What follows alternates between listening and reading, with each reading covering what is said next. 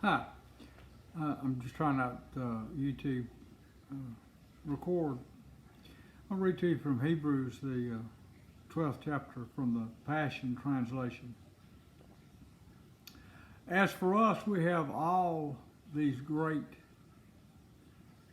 witnesses who encircle us like clouds. So we must let go of every wound that has pierced us and the sin we so easily fall into.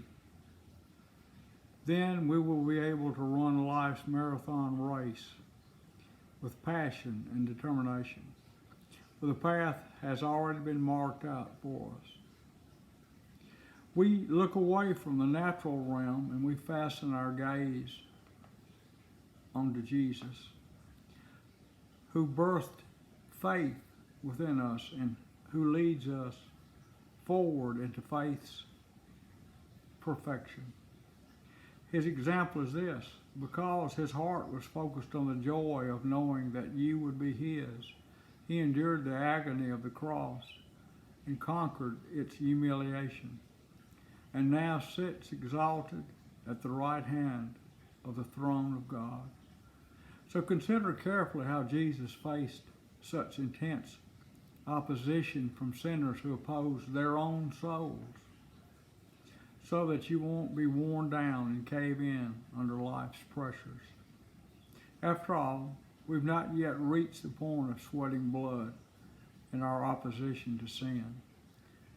And have you forgotten his encouraging words spoken to you as his children?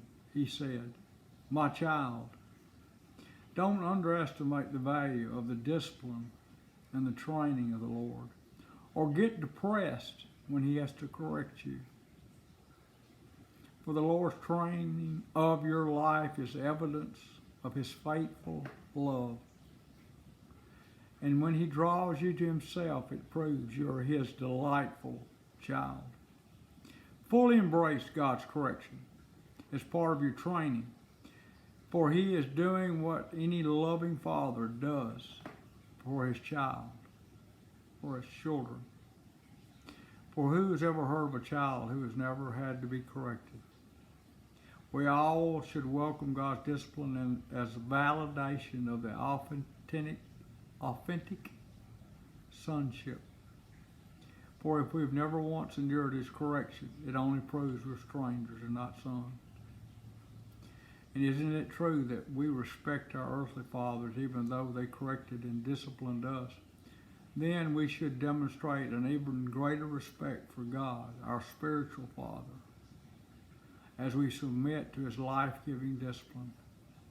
Our parents corrected us for a short time in our childhood as it seemed good to them, but God corrects us throughout our lives for our own good, giving us an invitation to share in his holiness.